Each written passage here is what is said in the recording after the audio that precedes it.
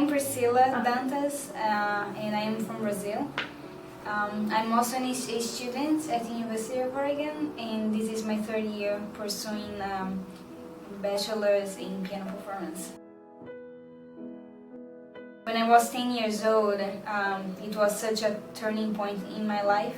It was a time when I started playing the piano, and things developed really quickly, and I got to win a competition, and I also won a piano as a gift, and I met Bob Kreitz, who is the founder of a non-profit organization that supports children in poverty in Brazil. And I lived with my family at that time in the slum, so we were squatters there, and so Bob helped me with his organization and provided a good education for me so that I could attend a private school in my hometown in Brazil. So through this non-profit organization, I was able to come to Eugene in 2008 to give piano concerts during the summer to help raising donations to support my education at U of O. And I have done this summer concert series since 2008, and I was also an exchange student at Churchill High School, so that I could learn about the culture and improve my English skills, and so that I could apply to the U of O. So finally, when the time was right, I applied to the U of O and I got accepted to the School of Music, and I guess I'm here now, and this is my third year.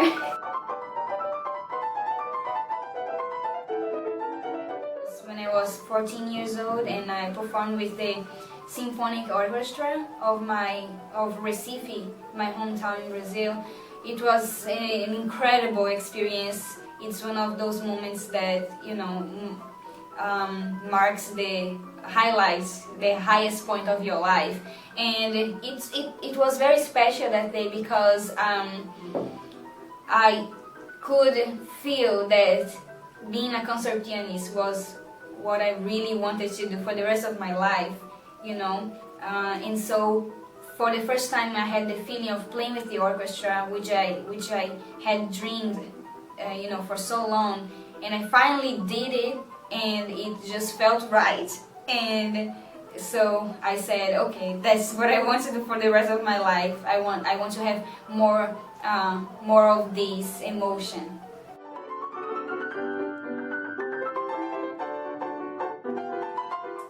When you think about a mind of a kid, of a 10-year-old girl, who lives in the slums of Brazil and surrounded by samba and so many other kinds of cool Brazilian rhythms that we have,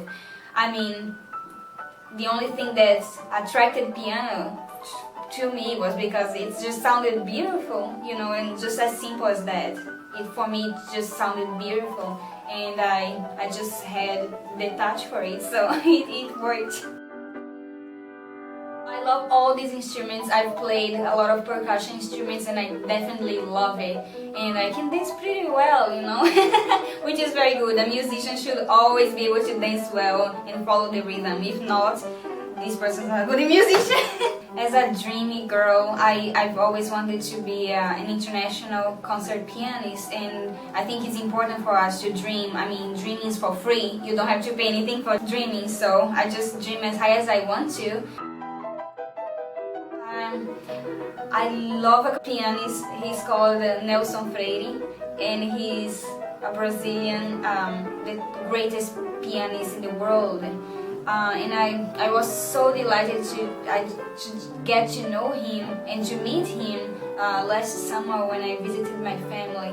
It was amazing. I was almost crying, and I was like one of those crazy fans, and I didn't know whether I should touch his hand or not. I said, "Can I touch your hand?" And he said, "Of course," and I shake his hand.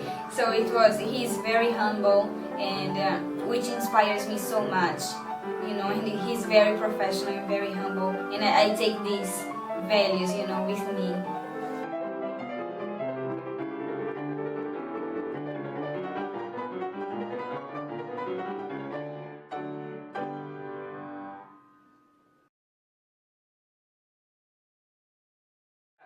Yeah, it's a nice piano. Yeah. And how about does it feel different from playing?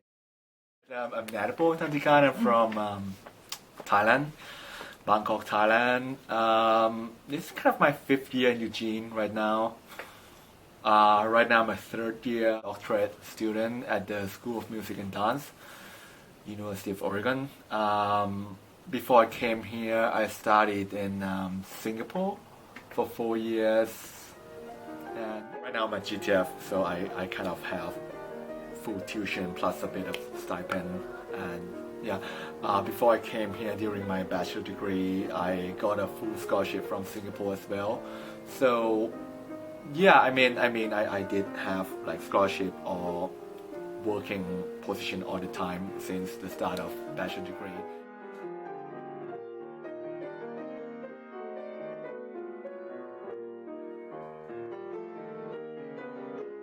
I love to play piano. I love to play for people, for my audience, and I just kind of like the feeling of it's very rewarding when you play for people and when they come to you and like after your concert and they just go like, wow, that's the best thing I heard all week, or like, thank you, you made my day, or something like that. So that's kind of thing that started me to do.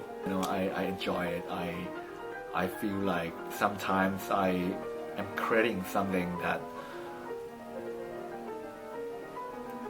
I'm creating the moment. Sometimes you just got drawn away from the real world and you just went into your own thing, and I think it's a very good experience. And then when somebody knock on your door and your bubble just bursts and something like, it's just like feel like you actually got like kind of drawn back into the real world, and you're like, whoa. I'm not that great with study, like kind of academic study, but I'm not too bad with piano. I'm okay. And then there's a point in my life where I need to decide what I want to do, and I just feel like, hey, why not just go for the piano if you love it? And I mean, like, there's not too many people who actually get money from what they like doing. I mean, usually they have like their main job and their hobby. But right now, I'm just kind of like, I have my hobby, it's my main job. Usually when I play concert, I don't know, I tried to be as spontaneous as I could. I tried to give it my all, like, because people actually sometimes they pay a ticket to come, and they actually gave away their Friday evening to come and listen to you play. So you need to give them everything, not just like I need to go there and play. Even though you feel nervous, there's like stage fright and there's a lot of things. But I kind of remind myself that everything we're doing is about music, and I just want to think about music right then. I just want to give the audience my music. I just want to give them the best of the music. I just want to communicate that music through them, and we just cut out every other thing that is kind of bothering you.